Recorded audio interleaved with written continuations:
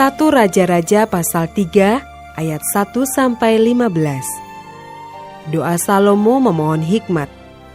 Lalu Salomo menjadi menantu Firaun, Raja Mesir. Ia mengambil anak Firaun dan membawanya ke kota Daud, sampai ia selesai mendirikan istananya dan rumah Tuhan, dan tembok sekeliling Yerusalem. Hanya bangsa itu masih mempersembahkan korban di bukit-bukit pengorbanan, sebab belum ada didirikan rumah untuk nama Tuhan sampai pada waktu itu. Dan Salomo menunjukkan kasihnya kepada Tuhan dengan hidup menurut ketetapan-ketetapan Daud ayahnya. Hanya ia masih mempersembahkan korban sembelihan dan ukupan di bukit-bukit pengorbanan. Pada suatu hari, raja pergi ke Gibeon untuk mempersembahkan korban, sebab disitulah bukit pengorbanan yang paling besar. 1000 korban bakaran dipersembahkan Salomo di atas mezbah itu. Di Gibeon itu, Tuhan menampakkan diri kepada Salomo dalam mimpi pada waktu malam. Berfirmanlah Allah, mintalah apa yang hendak kuberikan kepadamu. Lalu Salomo berkata, Engkaulah yang telah menunjukkan kasih setiamu yang besar kepada hambamu Daud ayahku. Sebab ia hidup di hadapanmu dengan setia, benar, dan jujur terhadap engkau. Dan engkau telah menjamin kepadanya kasih setia yang besar itu dengan memberikan kepadanya seorang anak yang duduk di tahtanya seperti pada hari ini. Maka sekarang ya Tuhan Allahku, engkaulah yang mengangkat hambamu ini menjadi raja menggantikan Daud ayahku, sekalipun aku masih sangat muda dan belum berpengalaman. Demikianlah hambamu ini berada di tengah-tengah umatmu yang kau pilih, suatu umat yang besar, yang tidak terhitung dan tidak terkira banyaknya. Maka berikanlah kepada hambamu ini hati yang faham menimbang perkara untuk menghakimi umatmu dengan dapat membedakan antara yang baik dan yang jahat. Sebab siapakah yang sanggup menghakimi umatmu yang sangat besar ini? Lalu adalah baik di mata Tuhan bahwa Salomo meminta hal yang demikian. Jadi berfirmanlah Allah kepadanya, oleh karena engkau telah meminta hal yang demikian dan tidak meminta umur panjang atau kekayaan atau nyawa musuhmu, melainkan pengertian untuk memutuskan hukum, maka sesungguhnya aku melakukan sesuai dengan permintaanmu itu. Sesungguhnya aku memberikan kepadamu hati yang penuh hikmat dan pengertian, sehingga sebelum engkau tidak ada seorang pun seperti engkau, dan sesudah engkau takkan bangkit seorang pun seperti engkau. Dan juga apa yang tidak kau minta aku berikan kepadamu, baik kekayaan maupun kemuliaan, sehingga sepanjang umurmu tak akan ada seorang pun seperti engkau di antara raja-raja.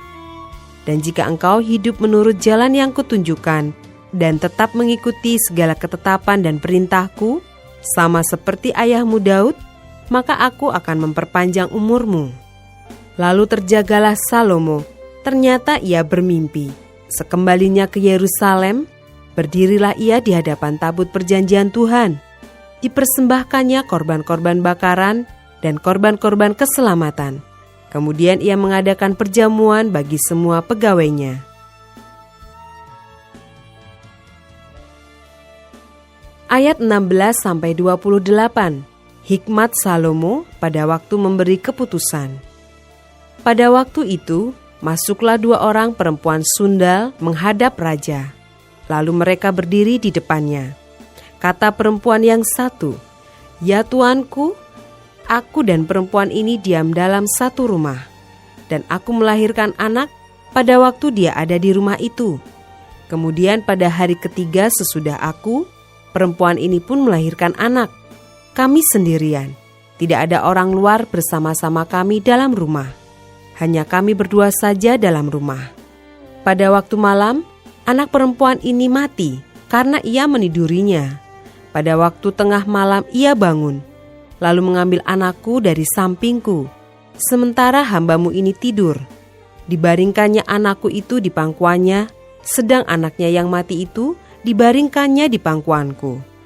Ketika aku bangun pada waktu pagi untuk menyusui anakku, tampaklah anak itu sudah mati, Tetapi ketika aku mengamat-amati dia pada waktu pagi itu, tampaklah bukan dia anak yang kulahirkan.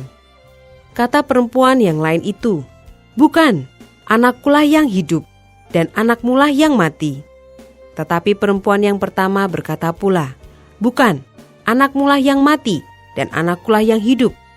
Begitulah mereka bertengkar di depan raja. Lalu berkatalah raja, yang seorang berkata, "Anakkulah yang hidup ini, dan anakmulah yang mati." Yang lain berkata, "Bukan, anakmulah yang mati, dan anakkulah yang hidup." Sesudah itu raja berkata, "Ambilkan aku pedang." Lalu dibawalah pedang ke depan raja. Kata raja, "Penggalah anak yang hidup itu menjadi 2, dan berikanlah setengah kepada yang satu, dan yang setengah lagi kepada yang lain." Maka kata perempuan yang mempunyai anak yang hidup itu kepada raja, sebab timbullah belas kasihannya terhadap anaknya itu. Katanya, "Ya tuanku, berikanlah kepadanya bayi yang hidup itu, jangan sekali-kali membunuh dia." Tetapi yang lain itu berkata, "Supaya jangan untukku ataupun untukmu penggalah." Tetapi raja menjawab, katanya, "Berikanlah kepadanya bayi yang hidup itu, jangan sekali-kali membunuh dia. Dia itulah ibunya." Ketika seluruh orang Israel mendengar keputusan hukum yang diberikan raja, maka takutlah mereka kepada raja, sebab mereka melihat bahwa hikmat daripada Allah ada dalam hatinya untuk melakukan keadilan.